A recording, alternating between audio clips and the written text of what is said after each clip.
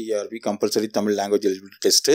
இதுக்கு முன்னாடி video MS Subbulakshmi அவர்கள் பற்றி நம்ம பார்த்துருக்குறோம் 10ஆம் வகுப்பு தமிழ் புத்தகத்தில். அதனோட மல்டிபிள் சாய்ஸ் கொஸ்டின் நம்ம பார்க்கலாம். 1. 1954 தாமரை அணி விருது பெற்றவர்.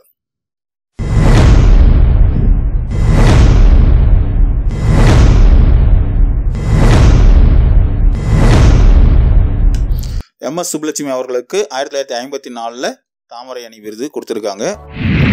2. MS சுப்புலட்சுமியை தொட்டு தடவி பாராட்டியவர்.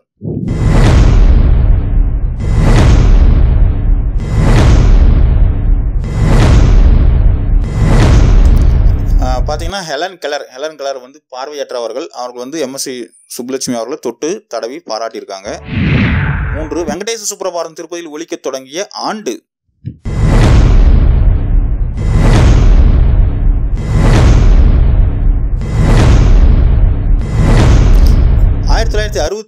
இருந்து வெங்கடேச சுப்ரபாதம் திருப்பதியில ஒலிக்க தொடங்கி இருக்குது. 4. இசைக்கு கிடைத்த மகுடம் என போற்றப்பட்ட விருது.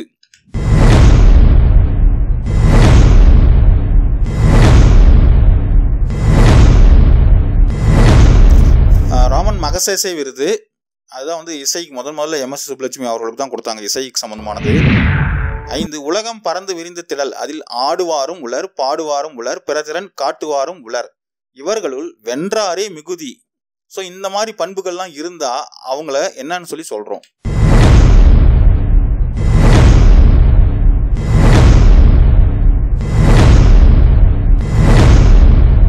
ஸோ அதான் வந்து ஆளுமை அப்படின்னு சொல்லி சொல்றோம். 6. ஐநா சபையில் தமிழ் செவ்வியல் பாடலை பாடியவர்.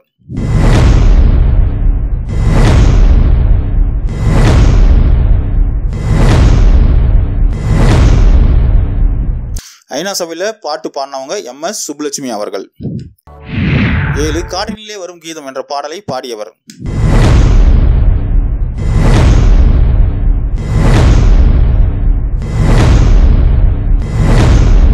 காற்றினிலே வரும் கீதம் MS சுப்புலட்சுமி அவர்கள். 8. பிருந்தாவனத்தில் கண்ணன் என்ற பாடலை பாடியவர்.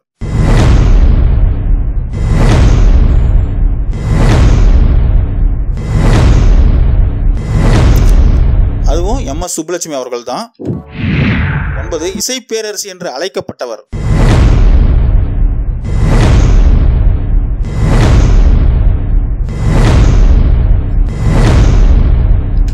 அதுவும் MS சுப்புலட்சுமி அவர்கள் தான். நம்ம எல்லாமே MS சுப்புலட்சுமி அவர்களை பற்றியே பார்க்கறதுனால கொஸ்டின் அண்ட் ஆன்சர் ஈஸியாக இருக்கிற மாதிரி தெரியும். ஆனால் எக்ஸாமில் இதே கொஸ்டின் வித்தியாசமாக கேட்பாங்க. அது நீங்கள் பார்த்துக்கோங்க. அது எந்த மாதிரி வித்தியாசமாக கேட்பாங்கன்றது கொஸ்டின் எடுக்கிறவங்களுக்கு தான் தெரியும். அதாவது பொருந்தாதவற்றை தேர்வு செய்க, பொருத்தமானவற்றை தேர்வு செய்க, சரியானவற்றை தேர்வு செய்க, அந்த மாதிரி வித்தியாசமாக கேட்பாங்க. அதில் ஏதாவது 3 ரைட்டாக இருக்கும், ஏதாவது 1 தப்பாக இருக்கும். அந்த மாதிரி கன்ஃபியூஸ் பண்ணி கேட்பாங்க. நீங்கள் மனப்பாடம் பண்ணிக்கணும். 10. MS சுப்புலட்சுமியை இசை பேரரசி என்று அழைத்தவர்.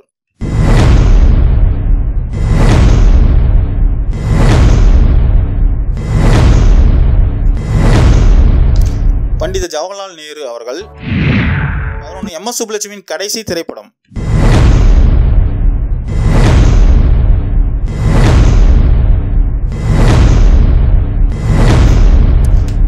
தமிழில் அவங்க நடித்த கடைசி படம் வந்து மீரா. இதுக்கு பின்னாடி மீரா பாய் அப்படின்ற இந்தி படம் நடிச்சிருக்காங்க. அவங்க நடித்த முதல் படம் வந்து சேவா சாதனம். இது எல்லாமே அவங்க நடித்த படங்கள் தான். 12. காந்தியடிகளை சந்தித்த பொழுது MS சுப்புலட்சுமி பாடிய பாடல்.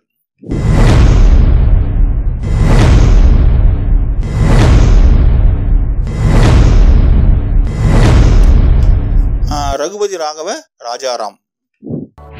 13. காந்தியடிகள் MS சுப்புலட்சுமியிடம் எந்த பாடலை பாடச் சொன்னார்.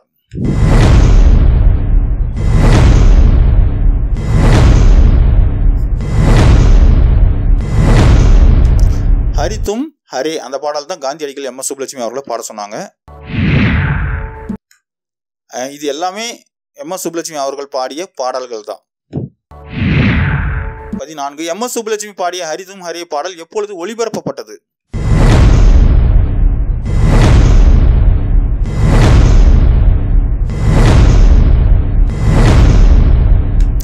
ஆயிரத்தி 1947 காந்தி பிறந்த தினம் அன்னைக்கு, அதாவது சென்னை வானொலியில் 1947 அக்டோபர் 2ஆம் தேதி ஒளிபரப்பப்பட்டது.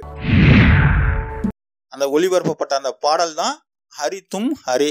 இது காந்தி கேட்டுக்கொண்டதுக்கு இணங்க பாடப்பட்ட பாடல். மீரா அவர்கள் மீரா பஜன்ல எழுதின பாடல் அது. இந்த தாமரை அணி விருது பெற்ற பொழுது எம்.எஸ். சுப்புலட்சுமி தொட்டு பாராட்டியவர்.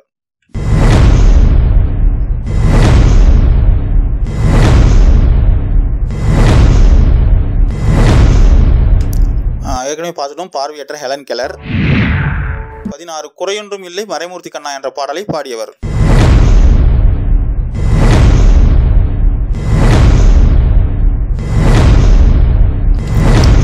எம்.எஸ். சுப்புலட்சுமி அவர்கள். 17 மகசேச விருது பெற்ற முதல் இசை கலைஞர்.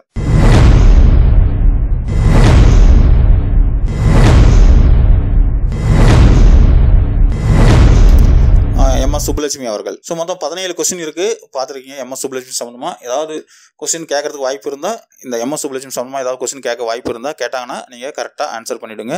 1 மார்க் கொஸ்டினாவோ அல்லது 2 மார்க் கொஸ்டினாவோ வரலாம் மல்டிபிள் சாய்ஸ் கொஸ்டினில். பிஜிடிஆர்பி தேர்வில் வெற்றி பெற வாழ்த்துக்கள். அரசியல் பெறுவதை நமது லட்சியம், அதை அடைந்து தருவோம். நன்றி.